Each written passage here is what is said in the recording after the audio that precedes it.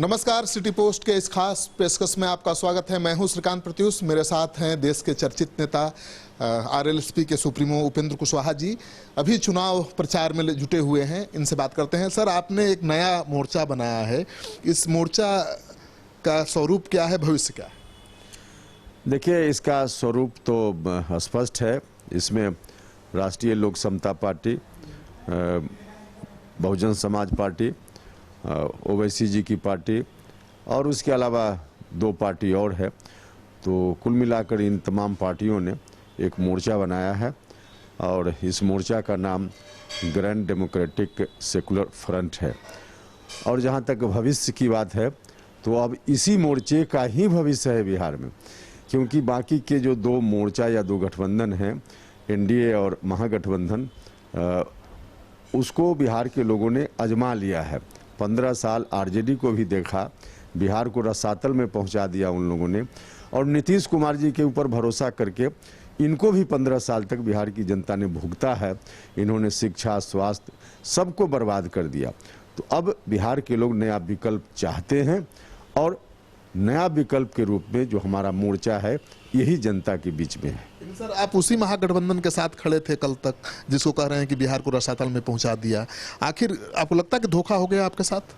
नहीं, देखिए, हम खड़ा तब थे जब देश का मामला था। उस वक्त कोई बिहार के नेतृत्व की बात नहीं थी। चुनाव भी उस वक्त देश के लिए हुआ था। जब बिहार के चुनाव की बात आने लगी और बिहार में कौन विकल्प हो, किसके नेतृत्व में नई सरकार बने, इसकी जब चर्चा शुरू हुई तो वहीं से मेरा विरोध शुरू हुआ। और हमने कहा राष्ट्रीय जनता दल के लोगों से कि ठीक है, गठबंधन में आप सबसे बड़ी पार्टी हैं, लेकिन आपने जिसको नेता बनाने की कोशिश की है, उसके नेतृत्व में बिहार के लोग भरोसा नहीं करेंगे। नया नेतृत्व अगर राष्ट्रीय जनता दल लाए तो उस पर हम विचार करेंगे। लेकिन इस पर कोई बात नहीं बनी, तो फिर हम वहाँ से अलग हो गए, क्योंकि जनता आज नीतीश कुमार जी से नाराज है, मुक्ति चाहती है। तो तेजस्वी के नेतृत्व में भी बिहार को बर्बाद होते हुए नहीं देखना चाहती है, इसलिए हम वहाँ से अलग हुए। तेजस्वी यादव ने इसीलिए आपको महागठबंधन से में भाव नहीं दिया, क्योंकि डर था कि आप मुख्यमंत्री के दावेदार हैं, आप सबसे बड़े चेहरे हैं, आप सबसे ज़्यादा लीड ले रहे थे, कोई भी इशू होता था तो। नहीं, देखिए, अब उन्होंने क्यों किया यह तो उनका मामला है, लेकिन भाव देने की बात जहाँ तक है, सीट ज़्यादा भी मुझको मिलती, लेकिन नेतृत्व के सवाल पर, क्योंकि बिहार की जनता नहीं चाहती थी, तो हम किसी भी स्थिति में वहाँ समझौता उस सवाल पर नहीं करने वाले थे। लेकिन नेतृत्व के सवाल का मतलब यह नहीं था कि खुद मैं अपना नेतृत्व चाहता था। मैंने बार बार कहा था उस वक्त भी कि मैं विष पीने के लिए तैयार हूँ। तो मेरे नेतृत्व के चलते कोई ऐसी बात थी, ऐसा नहीं था। हम चाहते थे कि एक ऐसा नेतृत्व आए जिस पर बिहार का भरोसा हो। तेजस्वी यादव के नेतृत्व में यह भरोसा हम लोग नहीं ले पाते जनता का, इसलिए ऐसी स्थिति। बहुत कम समय मिला सर। तीसरा मोर्चा आपने तो आखिरी क्षण में बनाया है और आपका मुकाबला है महागठबंधन से, आपका मुकाबला है एनडीए से। आपको नहीं लगता कि देर हो गई है? नहीं, बिल्कुल देर नहीं हुई। जनता जिसको चाहेगी, जनता जिसको चाहती है, उसमें देर का कोई अर्थ नहीं होता है। 15 साल तक उन लोगों को भुगत लिया है ना बिहार के लोगों ने, दोनों को 15-15 साल तक। अब जो नया उनके सामने विकल्प है, भले गठबंधन के रूप में, मोर्चा के रूप में हम आए हैं कुछ विलंब से, लेकिन राष्ट्रीय लोक समता पार्टी ने जो मौका मिला उसको, उस मौका को, उस अवसर को बिहार के लिए, लोगों के लिए करके बताया है। तो जो कुछ भी मेरा इतिहास है, राजनीतिक इतिहास, उस राजनीतिक इतिहास से बिहार के लोग पहले से अवगत हैं। इसलिए गठबंधन बनाने में देर के कारण कोई चुनाव में दिक्कत होगी, ऐसा नहीं। लेकिन सर, आपने तो नीतीश कुमार के चलते ही एनडीए को छोड़ा था। नीतीश कुमार जी के चलते ही नहीं छोड़ा था, एक नीतीश कुमार जी भी बड़े कारण थे। और फिर मैं कहूँगा कि नीतीश कुमार जी को भी 15 साल लोगों ने देख लिया है। जिस वक्त हम छोड़ रहे थे, उस वक्त भी लगभग उनका 15 साल से साल 2 साल कम था। तो उस वक्त हमने महसूस कर लिया था, हमने कहा था कि नीतीश कुमार जी जिस नाव पर रहेंगे वह नाव डूबेगी। और देख लीजिएगा, उनके नेतृत्व में बिहार में जो नाव को भारतीय जनता पार्टी के लोग ले जाना चाहते हैं, नाव का डूबना निश्चित है। चिराग पासवान की भूमिका को कैसे देखते हैं उपेंद्र कुशवाहा जी? चिराग पासवान जी खुद ही कंफ्यूज्ड हैं। कभी भारतीय जनता पार्टी के पक्ष में बोलते हैं, नीतीश कुमार के खिलाफ बोलते हैं, और फिर हमने सुना इधर कि भारतीय जनता पार्टी के 1-2 उम्मीदवार के खिलाफ भी उनका उम्मीदवार आ गया मैदान में। नरेंद्र मोदी जी की प्रशंसा करते हैं और फिर नीतीश कुमार की आलोचना करते हैं। तो एक ही गठबंधन में अपने को मानते हैं कि हम दिल्ली में गठबंधन में भी हैं, एनडीए में, और बिहार में कहते हैं कि हम नीतीश कुमार के साथ नहीं हैं। खुद ही कन्फ्यूज्ड हैं। तो जब खुद कन्फ्यूज्ड हैं तो उनके बारे में क्या बात करें। जेडीयू को तो नुकसान पहुंचा रहे हैं, हर सीट पर उन्होंने उम्मीदवार खड़ा कर दिया है और उनके ज्यादातर उम्मीदवार बीजेपी के बहुत पुराने नेता हैं। हाँ, निश्चित रूप से देखिए, यह गेम प्लान तो भारतीय जनता पार्टी का है। सिर्फ मुखौटा के रूप में चिराग पासवान जी को भारतीय जनता पार्टी ने खड़ा किया है। भारतीय जनता पार्टी का शीर्ष नेतृत्व यह चाहता है कि नीतीश कुमार अब राजनीति में समाप्त हो जाएं, क्योंकि भारतीय जनता पार्टी के लोगों को यह याद है जब नीतीश कुमार जी ने कहा था कि मिट्टी में मिल जाएंगे, भाजपा के साथ नहीं जाएंगे, चले गए भाजपा के साथ, तो भारतीय जनता पार्टी उनको मिट्टी में मिलाने का काम करेगी। तो लगता है चिराग पासवान मिट्टी में मिला देंगे नीतीश कुमार? नहीं, भारतीय जनता पार्टी मिलाने में लगी हुई है। वही चिराग पासवान के चलते, चिराग पासवान एक मुखौटा हैं। नुकसान तो पहुंचाएंगे ना, आपको क्या लगता है? निश्चित रूप से नुकसान तो पहुंचाएंगे, नुकसान पहुंचाएंगे, इसमें कहाँ कोई दो राय है। लेकिन नुकसान पहुंचाएंगे तो सिर्फ नीतीश कुमार का अकेले नुकसान नहीं होगा, पूरा एनडीए का नुकसान होगा। इस चुनाव में आपका सबसे बड़ा मुद्दा क्या है?